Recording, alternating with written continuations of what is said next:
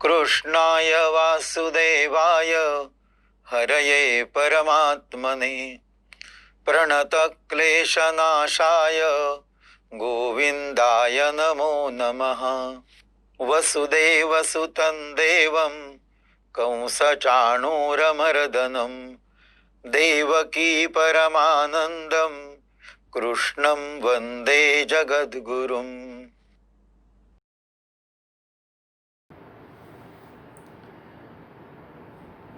आप सभी को नमस्कार। आज अत्यंत आनंददायी उत्सव है कृष्णाष्टमी, कृष्ण जन्म का उत्सव। हमारे पूर्ण पुरुषोत्तम परिपूर्ण अवतार भगवान श्री कृष्ण जी का आज जन्मोत्सव है।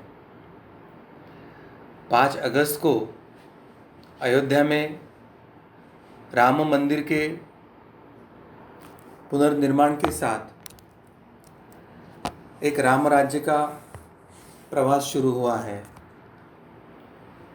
और इस राम राज्य की स्थापना हेतु आज जो जन्माष्टमी का त्यौहार आया है,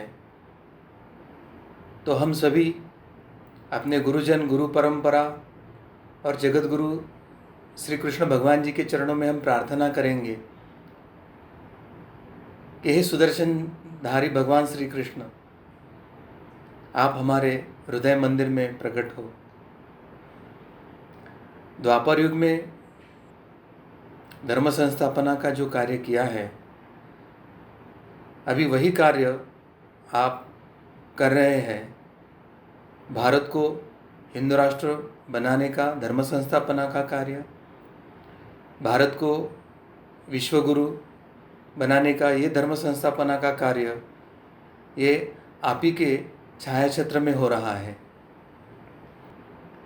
हम सब जो धर्मनिष्ठ, हिंदुत्वनिष्ठ और राष्ट्रभक्त पुरुष हैं, हम सब आपके चरणों में प्रार्थना करते हैं कि जिस तरह राम जी के अवतार में आपने वानर सेना का सहायता लेकर राम सेतु के निर्माण से रावण वध करके राम राज्य की स्थापना किया था, जिस तरह से आपने गोप गोपियों का उद्धार करते हुए अर्जुन और पांडव के माध्यम से अधर्म का नाश करके आपने धर्म संस्थापना करके एक धर्म राज्य की स्थापना किया था, उसी तरह से हम सब क्षुद्र जो जीव है, जो अपने धर्म पर प्रेम करते हैं, अपने राष्ट्र पर प्रेम करते हैं, अपने हिंदुत्व पर प्रेम करते हैं, तो इस भारत को हिंदू राष्ट्र बनाने के कार्य में, भारत को विश्वगुरु बनाने के आपके धर्म संस्थापना के इस कार्य में आप हमें सहभागी करके हमारा उद्धार कीजिए और यह धर्म संस्थापना का कार्य पूर्ण करते हुए भारत को हिंदू राष्ट्र घोषित करने का जो अभियान चल रहा है, वह कार्य पूर्णत्व की ओर ले जाए। हम सभी आपके चरणों में शरण आए हैं। भगवान श्री कृष्ण, हम सभी पर आप कृपा करें, आप कृपा करें, आप कृपा करें।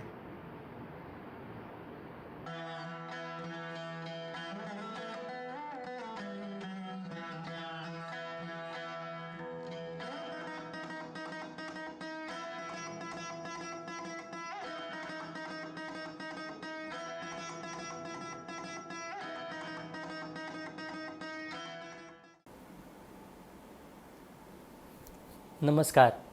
जगतगुरु भगवान श्री कृष्ण जी के चरणों में कृतज्ञतापूर्वक वंदन करता हूँ। सनातन संस्था एवं हिंदू जनजागृति समिति की ओर से धर्म संवाद के इस विशेष कार्यक्रम में मैं कार्तिक सालुंके आप सभी का हार्दिक स्वागत करता हूं। बंधुओं, पिछले कुछ दिनों से हमने वामपंथियों द्वारा किस प्रकार से हमारे देश में हमारा धर्म, हमारा जो सीख है, हमारा जो इतिहास है, उसका विकृतीकरण किस प्रकार से हो रहा है, हमारे युवाओं को हमारी धर्म से, संस्कृति से किस प्रकार से दूर करने का षड्यंत्र किया जा रहा है, ये सत्य बातें हमने समझ कर ली। इन वामपंथियों का काले करतूते किस प्रकार से है, ये हमने जानकर लिया। इनके बारे में कई विदेशी लेखकों ने भी किस प्रकार के कम्युनिज्म के बारे में, वामपंथ के बारे में जो अपने साहित्य लेखन किया है, उसकी सारी जानकारी हमने समझ कर ली। आज भी इन वामपंथियों के द्वारा हमारे देश में जो इतिहास का विकृतीकरण किया जा रहा है, वो कैसे किया जा रहा है, इन कम्युनिज्म का, कम्युनिस्ट लोगों का षड्यंत्र कैसे है, ये सत्य स्थिति भारत की, ये आज हम समझ कर लेने वाले हैं। हमारे साथ हिंदू जनजागृति समिति के राष्ट्रीय मार्गदर्शक सद्गुरु डॉक्टर चारुदत्त पिंगले जी उपस्थित हैं। नमस्कार सद्गुरु डॉक्टर पिंगले जी। नमस्कार कार्तिक जी। सद्गुरु डॉक्टर पिंगले जी, अब भारत के प्राचीन और प्रगत विज्ञान का विषय जब भी आया है तो कम्युनिस्टों ने उसे विरोध ही किया है, तो ऐसे हर बार क्यों होता है, इसका पीछे कारण क्या है, वो भी आप हमारे दर्शकों को बताएं। कार्तिक जी, मूलतः आपको एक बात स्पष्ट बताना चाहता हूँ कि कम्युनिस्टों का मूलतः विरोध है वो हिंदू धर्म, सनातन धर्म को है। उनका जो मूलतः विरोध है वो भारतीय संस्कृति, भारतीय परंपरा या पारंपरिक ज्ञान जो है, विज्ञान जो है, शिक्षा पद्धति है, इन सभी को कम्युनिस्टों का विरोध है। क्योंकि कम्युनिस्टों ने जो अपना एक विचारधारा निर्माण किया है, उनका एक तत्व निर्माण किया है, वो पंथ विरोधी, सांप्रदाय विरोधी उनका ये तत्व है। मगर पंथ, सांप्रदाय और धर्म, इसमें का फ़र्क उनको पता नहीं था। और क्रिश्चियनिटी और रिलीजन के विरोध में उन्होंने जो एक रिवॉल्ट किया था यूरोप में, और जिसके आधार पर वामपंथ को स्थापित करने का प्रयास किया था, तो रिलीजन और क्रिश्चियनिटी के कंसेप्ट से बहुत अलग और बहुत व्यापक और बहुत दिव्य एक यूनिवर्सल लॉ धर्म में होते हैं। और सनातन धर्म संपूर्ण मनुष्य, संपूर्ण प्राणी, वनस्पति और सृष्टि का प्रतिनिधित्व करता है। यह समझने की क्षमता ना तो कार्ल मार्क्स की थी, ना लेनिन की थी, ना माओ की थी, ना किसी वामपंथियों की है। और इसलिए रिलीजन के समकक्ष धर्म को रखा, मज़हब के समकक्ष धर्म को मानकर उन्होंने रिलीजन, एंटी रिलीजियस उनका जो प्रिंसिपल था, उन्होंने वो एंटी राइटसनेस, एंटी धर्मा करके उन्होंने भारत में अप्लाई किया। और यही सबसे बड़ी गलती वामपंथियों ने किया था कि उन्होंने जो यूनिवर्सल लॉ, जो संपूर्ण मनुष्य, प्राणी, वनस्पति और विश्व के लिए लागू थे, उनका विरोध करना उन्होंने भारत में शुरू किया। और जैसे वो रिलीजन को अफीम मानते थे तो धर्म समझ में नहीं आया करके उन्होंने धर्म को अफीम मानकर भारत में वामपंथ का जो प्रोपगेशन शुरू किया, वहाँ पर उन्होंने दूसरी गलती किया। और तीसरी गलती यह थी कि अब सनातन धर्म को स्वीकार करते हैं, उनके यूनिवर्सल लॉ को स्वीकार करते हैं, उनकी यह व्यापक मनुष्य, प्राणी, वनस्पति के सहयोग, सहजीवन की कल्पना को स्वीकारते हैं, तो वामपंथ पूर्णतः निष्प्रभ होकर वामपंथ विचारधारा ही नष्ट होने की उनके मन में जो डर निर्माण हुआ था, उसके कारण वामपंथियों ने भारत में, चाहे भारतीय शिक्षा हो, भारतीय इतिहास हो, भारतीय धर्म परंपराएं हो, धर्म के संदर्भ में अध्यात्म शास्त्रीय विज्ञान हो या पारंपरिक प्रगत विज्ञान हो, उन सभी का विरोध करना वामपंथियों ने शुरू किया था। यह उसके पीछे का मुख्य कारण है कि जब भी भारतीय परंपरा के प्रगत विज्ञान की जब भी बात आती थी, तो कम्युनिस्ट जो है, भारत के वामपंथी जो है या विश्व के वामपंथी जो है, वो भारत के किसी भी परंपरा को नीच, हीन या तुच्छ या पिछड़ा या पुरातन या अनादि करके दिखाने का प्रयास कर रहे थे। क्योंकि कम्युनिस्टों को ना तो प्रमाण से कोई संबंध है, ना तो तथ्यों से कोई उनका लेना देना है। उनका सबसे अधिक लेना है उनके प्रचार का महत्व। झूठ चिल्ला चिल्ला कर बोलो और झूठ को सत्य करके प्रस्थापित करो, और सत्य को दबोचो, दबाए, दड़पो और सत्य को नष्ट कर दो। इस प्रकार की वामपंथी विचारधारा है। इस प्रचार के आधार पर वे किसी को भी झूठा सिद्ध करने की क्षमता रखते हैं, क्योंकि एक गलत पद्धति की विकृत तार्किक क्षमता उनमें ज़रूर है। और सनातन धर्म यह जानता है, सनातन धर्म में एक प्रार्थना होती है कि सद्बुद्धि के दाता श्री गणेश जी है या श्री गुरु को हम प्रार्थना करते कि हमें सद्बुद्धि दे। तो सद्बुद्धि से किसी भी शास्त्र, साहित्य या धर्म ग्रंथ का योग्य विश्लेषण हो सकता है। मगर अगर सद्बुद्धि नहीं, वामपंथी और अधर्मियों के जैसे, इनकी असुरों के जैसे अगर कुबुद्धि है, तो कुबुद्धि से विकृत ही विश्लेषण होता है और एकदम भिन्न या विरोधी अर्थ निकालने की क्षमता उनमें होती है। और वामपंथियों में यही विकृत विश्लेषण, एकदम धर्म विरोधी विश्लेषण और तर्क करने की एक विरोधी विचारधारा की क्षमता इनमें निर्माण हुई है, ऐसे ध्यान में आता है। नेहरूवादी समाजवाद या विदेशी सेकुलरिज्म, ये कोई भी विचार हो, इससे वामपंथी इतिहासकार बाधित थे। ये वामपंथी इतिहास के संदर्भ में बाधित थे, साहित्य के संदर्भ में बाधित थे।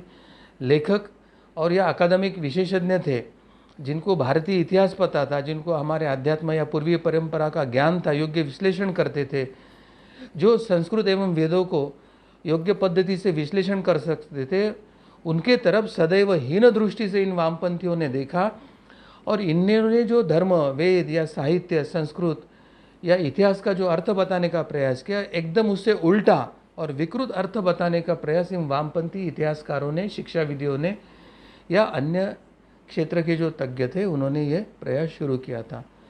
चूँकि अधिकांश पुस्तक लेखन हो या पाठ्यक्रम या पाठ्य पुस्तक की रचयिता या निर्माण करने की प्रक्रिया हो, या कुछ महत्व के जो विभाग थे जिनकी नीति निर्धारण की प्रक्रिया हो, इन सभी क्षेत्र के अधिकार इन वामपंथी, हिंदू विरोधी, भारत विरोधी गिरोह के हाथ में थे।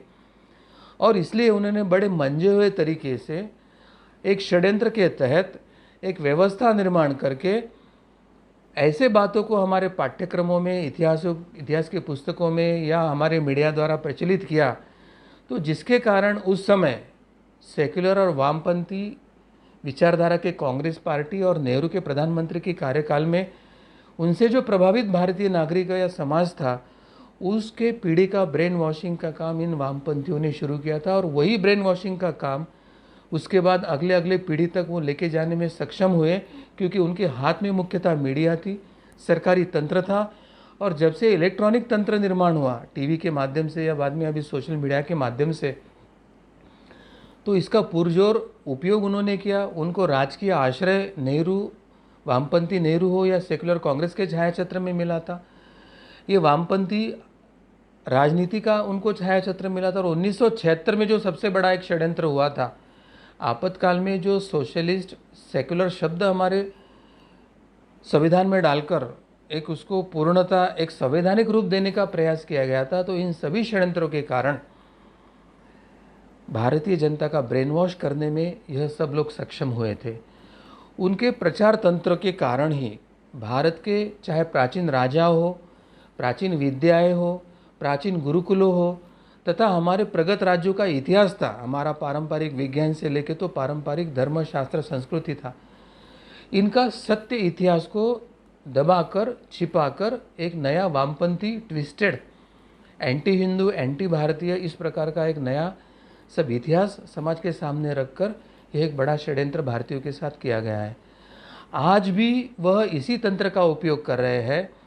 और विज्ञान के क्षेत्र में जो शोधकर्ताओं ने खोज की है, तो आज के आधुनिक खोजों को सत्य बताने के लिए भारतीय पारंपरिक जो उनका विज्ञान था, उसको झूठ बताना उनके लिए आवश्यक है। और इसलिए जब भी भारतीय पारंपरिक विज्ञान हो, अध्यात्म विज्ञान हो या भारतीय प्राचीन शास्त्र हो, संस्कृति हो, उनको झूठ बताने का, झूठ सिद्ध करने का कार्य यह वामपंथी इतिहासकार निरंतर कर रहे हैं।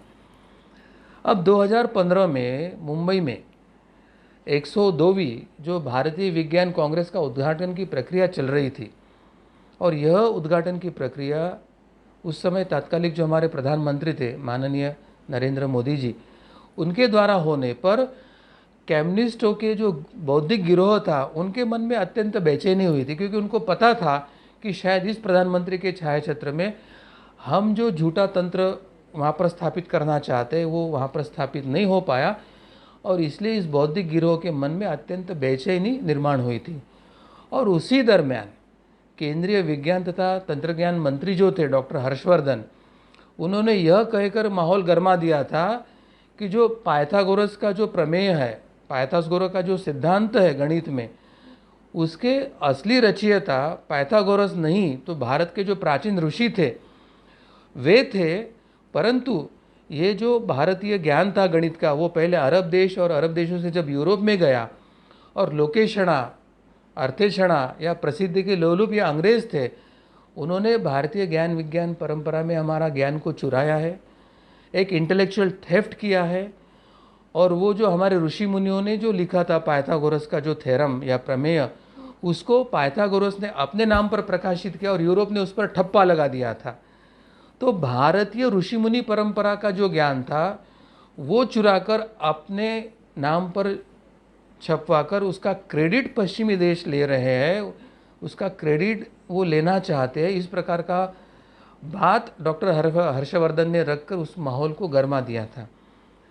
इसी विज्ञान कांग्रेस में एक भूतपूर्व कैप्टन एवं पायलट, यानी पायलट प्रशिक्षक भी थे, श्री आनंद बोडस, उन्होंने वहाँ पर एक पेपर प्रेजेंट किया था और उन्होंने अपने पेपर में भारतीय प्राचीन विमानों पर एक शोध पत्र पढ़ा था और इससे यह ज्ञात हुआ कि ये जो विमान तंत्र निर्माण करने की प्रक्रिया है ये केवल अभी 100 वर्ष पूर्व, 150 वर्ष पूर्व तळपदे बंधु तक ही नहीं सीमित है। तो यह अत्यंत पुरान रामायण तक अगर इतिहास जाता है तो रामायण काल में भी विमान उड़ाने का पूर्ण उल्लेख उसमें आया है। और वर्तमान में तो श्रीलंका के प्रधानमंत्री ने तो यह दावा किया है कि विमान की निर्मित तो पहले श्रीलंका में हुई और रावण उसका पहला ओनर था करके बौद्ध देश श्रीलंका ने भी यह दावा किया है। तो ये जो बोडस जी द्वारा यह शोध निबंध इसमें पढ़ा गया है, क्योंकि वो स्वयं विमान तंत्र से निगडित थे, वो प्रशिक्षक पायलट भी थे और उन्होंने उसके जड़ तक जाने का प्रयास किया।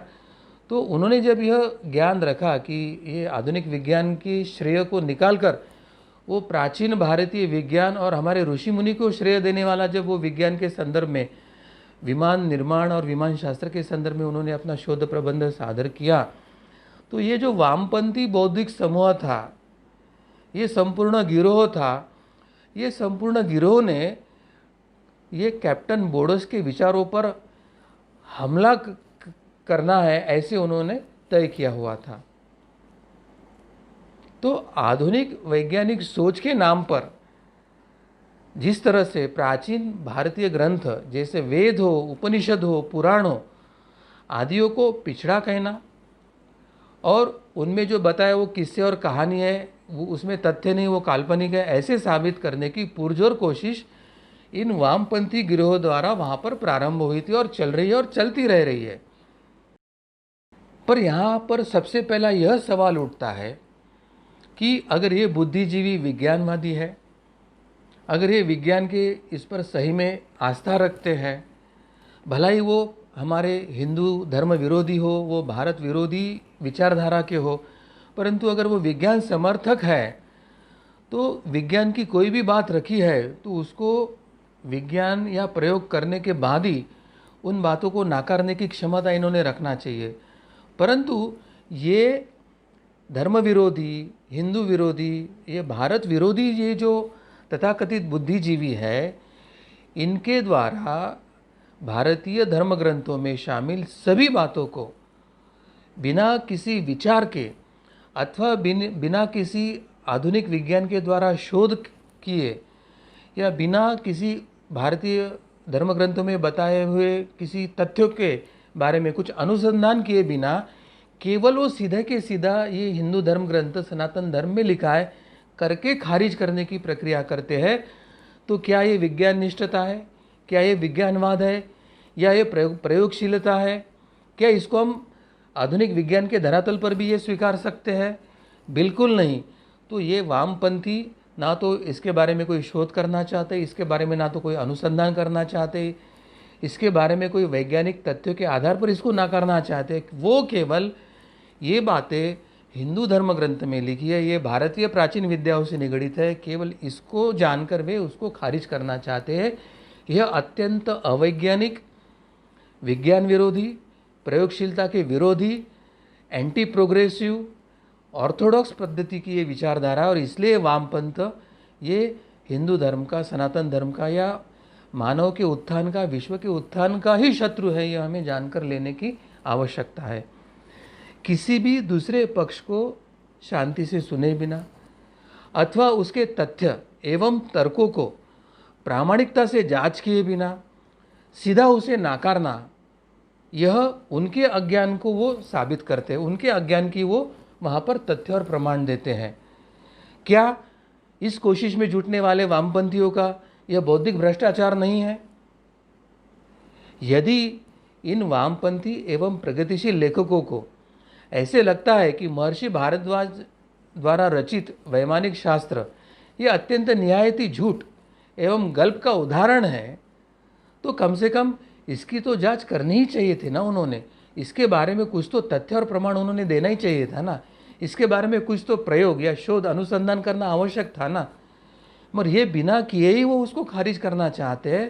तो इसका मूल कारण एक ही है कि ये वामपंथी विचारधारा ये धर्म विरोधी विचारधारा है, हिंदू धर्म सनातन धर्म विरोधी विचारधारा है, ये भारत विरोधी विचारधारा है, ये भारत के प्राचीन विद्या विज्ञान इनके विरोधी विचारधारा होने के कारण वे इसको विरोध कर रहे हैं, ऐसे सिद्ध होता है। कैप्टन बोर्डस द्वारा रखे गए विभिन्न तथ्यों एवं वैमानिक शास्त्रों में जो कुछ शामिल की गई प्रमुख बातें हैं, वो विज्ञान की कसौटी पर तो कम से कम उसको तपास कर देखना, कसना, इतना तो इन वामपंथियों के लिए आवश्यक था ना। लेकिन उन्होंने ऐसा नहीं किया। किसी दूसरे व्यक्ति की बात को बिना कोई तर्क दिए सिरे से सीधा खारिज करना, यह मूलतः वामपंथी तानाशाही प्रवृत्ति का यह एक पुरावा है। और पिछले 60 वर्षों से भारत देश यही देखते आ रहा है, और मुझे लगता केवल भारत ही नहीं तो विश्व के अनेक देश और अनेक नागरिक इन वामपंथियों की यही तानाशाही अनुभव कर रहे हैं। वैचारिक छुआछूत ये नई संकल्पना इन वामपंथियों ने भारतीय परिप्रेक्ष्य में शुरू किया, और वामपंथियों की ये वैचारिक छुआछूत का यह दौर बहुत लंबा चल रहा है भारत में। लेकिन अंततः चूँकि सच को दबाया नहीं जा सकता है, और आज भी सच धीरे धीरे विभिन्न माध्यमों से अपने आप को प्रकट कर रहा है, समाज के सामने आ रहा है, और इसलिए वामपंथियों का पर्दाफाश वही सच कर रहा है जिसको आज तक वो दबाते आ रहे हैं। जब भी कोई नया शोध या खोज होता है तो उसका आविष्कार का श्रेय सबसे पहले वो कृति करके शोध लगाने वाले के पहले जिसने वो विचार दिया था, जिसने वो सिद्धांत रखा था, सबसे पहले उसको देना आवश्यक होता है। और उसके बाद उस सिद्धांत को प्रत्यक्ष कृति में लाने वाला, आविष्कार करके उसको प्रैक्टिकल में लाने वाला जो सबसे पहले प्रोटोटाइप निर्माण करेगा, उसको महत्व दिया जाना चाहिए। लेकिन राइट बंधुओं के मामले में ऐसा हुआ नहीं। राइट बंधु के पहले शिवकर बापूजी तलपदे इस व्यक्ति ने इसी वैमानिक शास्त्र का अध्ययन करके सबसे पहला विमान भारत में बनाया था, जिसे उसने सफलतापूर्वक 1500 तक की ऊंचाई तक उसने उड़ाया भी था, लेके भी गया था। तो फिर जिस आधुनिक विज्ञान की बात की जाती है उसमें ठीक है, महर्षि भारद्वाज को ना सही, कम से कम शिवकर बापूजी तलपदे को तो सम्मानजनक स्थान हासिल क्यों नहीं हो सका। अंग्रेज़ों ने, यूरोप ने, पाश्चात्य लोगों ने विमान का जो अनुसंधान का, शोध का जो श्रेय है वो राइट बंधु के बिना तलपदे जी को क्यों नहीं दिया, यह प्रश्न तो हमने उपस्थित करना आवश्यक ही है। और अगर वो भारतीय है और उसने भारतीय पारंपरिक प्राचीन विज्ञान के आधार पर यह विमान बनाया था, तो क्या हम भारतीय होने के नाते इस पर हम गर्व करना नहीं चाहिए? क्या हम भारतीयों को इसका गर्व नहीं होना चाहिए?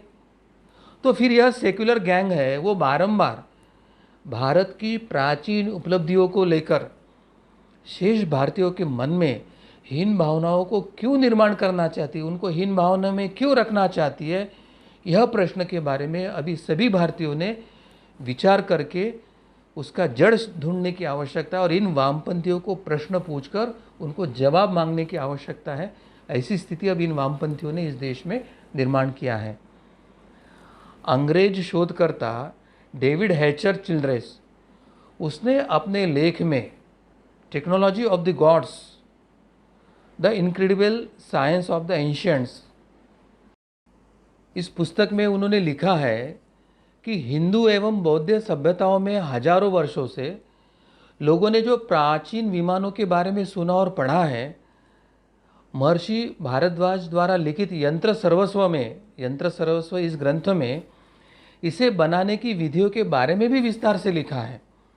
तो इसी लेख में डेविड हेचर लिखते हैं कि प्राचीन भारतीय विद्वानों ने विभिन्न विमानों के प्रकार, उन्हें उड़ाने संबंधी मैनुअल और विमान प्रवास की प्रत्येक संभवित बात एवं देखभाल आदि के बारे में विस्तार से वर्णन किया है। और समरांगण सूत्रधार नामक इस ग्रंथ में इसके बारे में स्पष्ट लेखन हुआ है, ऐसे भी उन्होंने बताया है। तो इस ग्रंथ में लगभग 230 सूत्रों एवं पैराग्राफ की महत्वपूर्ण जानकारियाँ भी उसमें दी है, ऐसे उन्होंने बताया है। तो डेविड आगे अपने इस पुस्तक में लिखते हैं कि यदि यह सारी बातें उस कालखंड में लिखित एवं विस्तृत रूप में मौजूद थी, तो क्या ये सभी कोरी चर्चाएं थी? क्या किसी ऐसी विशालकाय वस्तुओं की भौतिक मौजूदगी के बिना केवल सिर्फ कपोल कल्पित कल्पना करके इस लिखाण हो सकता है?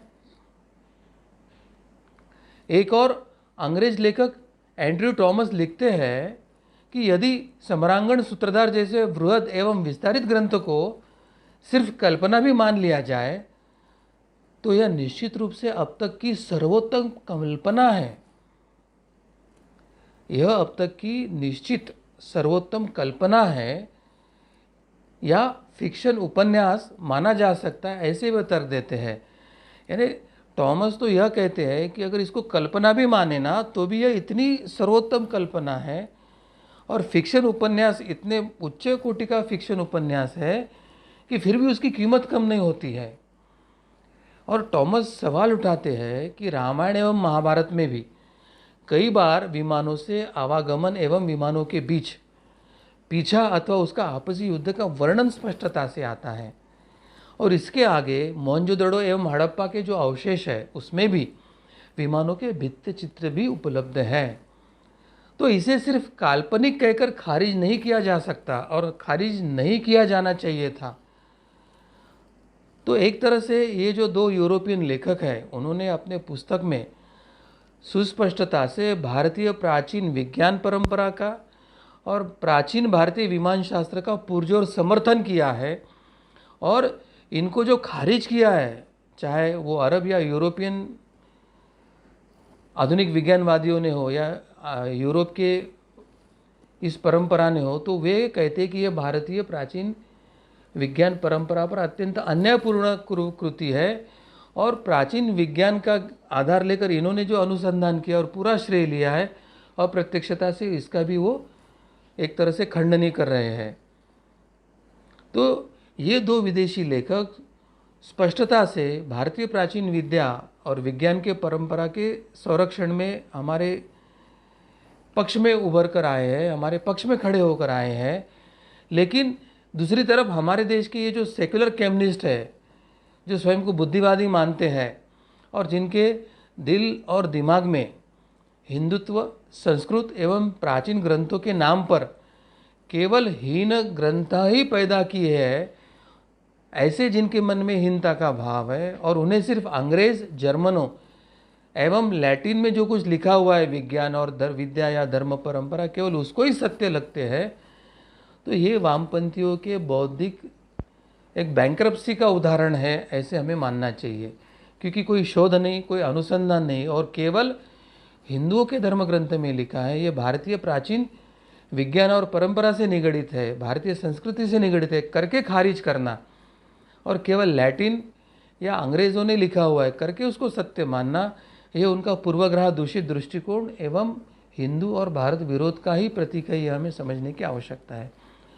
ऑक्सफोर्ड विश्वविद्यालय के एक प्रोफेसर वी.आर. रामचंद्रन दीक्षितार, उन्होंने अपनी पुस्तक war in the ancient India, इसमें लिखा है कि आधुनिक वैमानिकी विज्ञान में भारतीय ग्रंथों का महत्वपूर्ण योगदान है। यानी अभी जो मॉडर्न एरोनॉटिकल ये जो साइंस डेवलप हुआ है, ये एरोनॉटिकल साइंस डेवलप होने के पीछे प्राचीन भारतीय ग्रंथों का ही महत्वपूर्ण योगदान है, ऐसे ऑक्सफोर्ड के प्रोफेसर कह रहे हैं।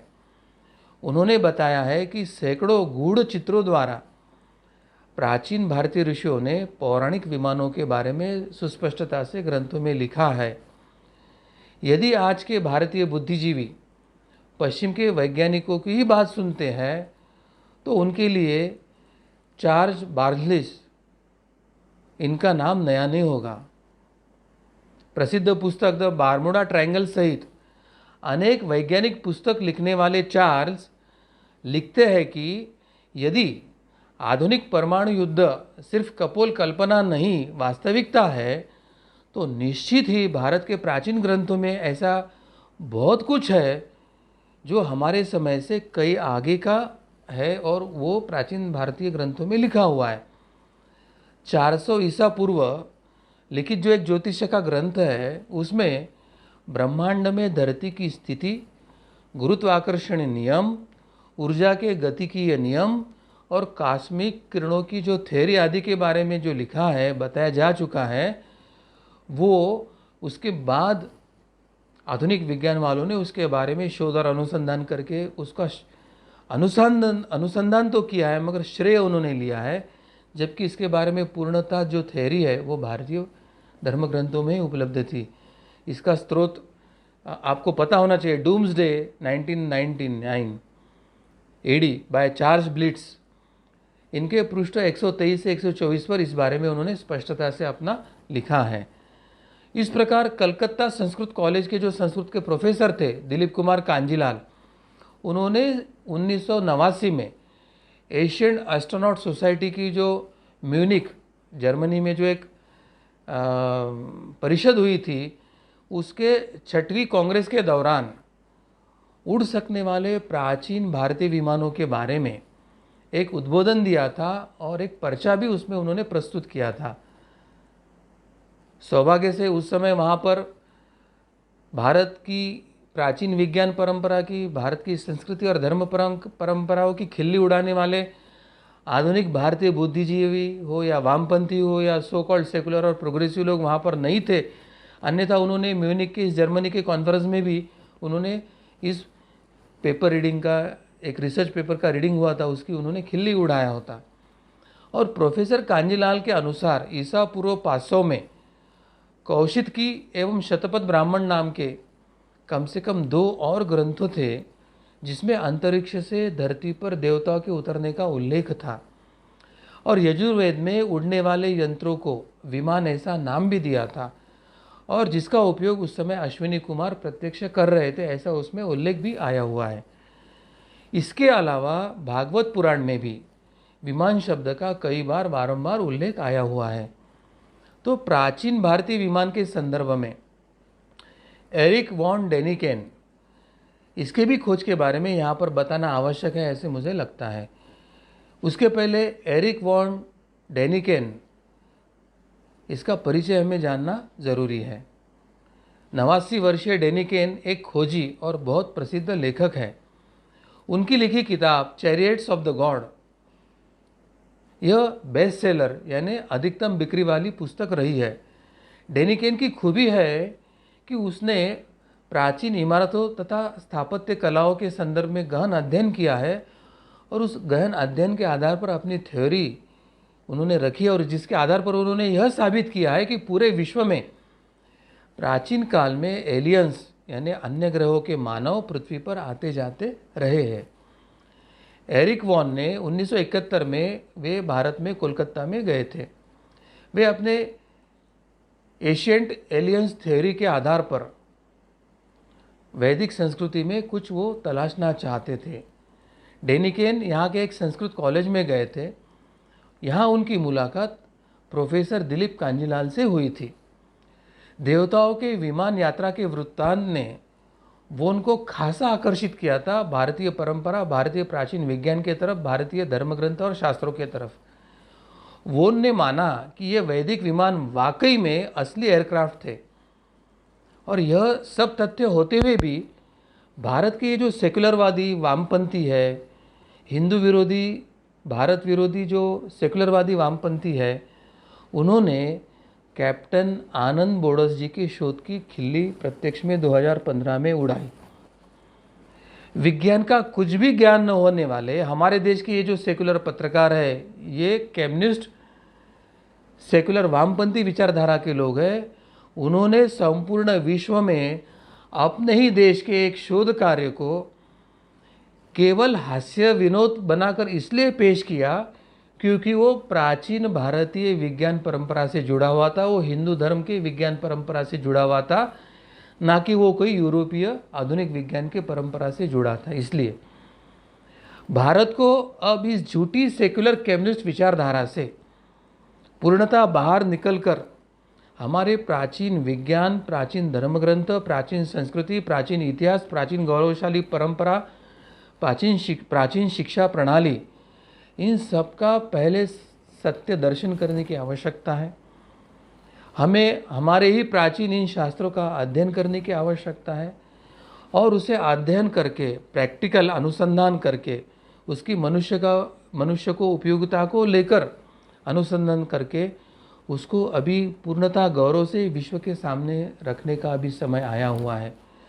और इसलिए मैं भारत के जो भारतीय परंपरा से निगड़ित है, पूर्वीय दर्शन या सनातन धर्म परंपरा, हिंदू धर्म परंपरा से निगड़ित, इन पर आस्था रखने वाले सभी विद्वज्जनों को यह मैं प्रार्थना करना चाहता हूँ कि आप आगे आइए, इन सब क्षेत्र में आप अनुसंधान और शोध कीजिए और गौरवपूर्ण उपलब्धियाँ लेकर केवल भारत में नहीं तो विश्व के सामने रखकर भारत को पुनश्च गौरव प्राप्त करा के दीजिए। यही भारत को विश्व गुरु बनाने की प्रक्रिया है, यही भारत को राम राज्य और धर्माधिष्ठित एक हिंदू राष्ट्र बनाने की प्रक्रिया है और यही सेकुलरवादी, वामपंथी और झूठे आधुनिक विज्ञानवादी परंपरा से मुक्त होकर सही मायने में एक सनातन विज्ञान परंपरा में प्रवेश करने का यह समय आया हुआ है, ऐसे मुझे लगता है। और कार्तिक जी, मैं ईश्वर के चरणों में यही प्रार्थना करना चाहता हूँ कि हम सबको सद्बुद्धि दे, शक्ति दे, हमारे माध्यम से आप यही ईश्वरी कार्य करवा कर आप हमारा उद्धार कीजिए और धर्म की स्थापना कीजिए। हम सभी को आपके कृपा पात्र बनाइए। इसी प्रार्थना के साथ मैं अपने वाणी को यही विराम देता हूँ। आप सभी को नमस्कार। जी सद्गुरु डॉक्टर पिंगले जी, आपने अभी जो वास्तविकता हमारे सामने रखी है, तो इससे एक बात तो ये स्पष्ट हो गई कि स्वतंत्रता के उपरांत जो ये साम्यवादी लोगों के हाथ में शिक्षा व्यवस्था सौंपने के कारण, क्योंकि नेहरू जी इस विचारधारा के थे, वामपंथी विचारधारा के, तो इनको सारी ये सत्ता मिलने के कारण इन्होंने किस प्रकार से हिंदू धर्म के प्रति घृणा होने के कारण उन्होंने पूरा गलत प्रचारित कर दिया है और हिंदुओं को सब कुछ गलत बताने का एक षड्यंत्र इन लोगों ने किया है, ये हमें ध्यान में आया। परंतु अभी इससे अगर हमें बाहर उठना होगा तो हमें हमारा सनातन धर्म क्या है वो हमें समझ कर लेने की आवश्यकता है। हमारे ऋषि मुनियों ने सनातन धर्म के जो हमारे ऋषि मुनि थे उन्होंने किस प्रकार से अध्ययन किया है, उन्होंने किस प्रकार से खोज की है और उन्होंने ही सब कुछ हमारे एक विश्व को दिया हुआ एक बहुत बड़ी उपलब्धि है उनकी, ये हमें समाज के सामने लाने की आवश्यकता है। तो इसके लिए हम भी स्वयं इसका अध्ययन करेंगे और अधिक से अधिक लोगों तक इसके बारे में जानकारी हम पहुंचा सकते हैं। मैं सभी दर्शकों को ये बताना चाहूँगा कि हमारी प्राचीन शिक्षा व्यवस्था कैसे थी, हमारे गुरुकुल शिक्षा पद्धति कैसे थी, उसमें क्या क्या सिखाया जाता था, कितनी प्रगत अवस्था में था, इसके बारे में हमने धर्म संवाद के इसी कार्यक्रम में ये सभी भाग हमने बनाए हैं और इसके बारे में सद्गुरु डॉक्टर चारुदत्त पिंगले जी ने हमारे सामने मार्गदर्शन भी किया है। आप सभी इसका अध्ययन अवश्य कर सकते हैं। आप समिति की वेबसाइट hindujagriti.org इस पर अवश्य भेंट दीजिए। इस पर ये सभी भाग भारत की पुरातन शिक्षा व्यवस्था के बारे में सब कुछ जानकारी उपलब्ध है, आप इसका अवश्य अवलोकन कर सकते हैं। आपको यह विशेष संवाद हमारा जो शुरू है यह सुनते समय यदि आपके मन में कुछ प्रश्न निर्माण होते हो तो आप अपने प्रश्न चैट बॉक्स पे लिख कर दे सकते हैं। और आप अगर इस राष्ट्र निर्माण के कार्य में सहभागी होना चाहते हैं तो अपना नाम, अपना संपर्क क्रमांक एवं अपने जिले का नाम आप अवश्य लिख कर दें। भगवान श्री कृष्ण जी की असीम कृपा से धर्म संवाद का आज का यह कार्यक्रम यहीं पर संपन्न हुआ, ऐसे मैं घोषित करता हूँ। नमस्कार।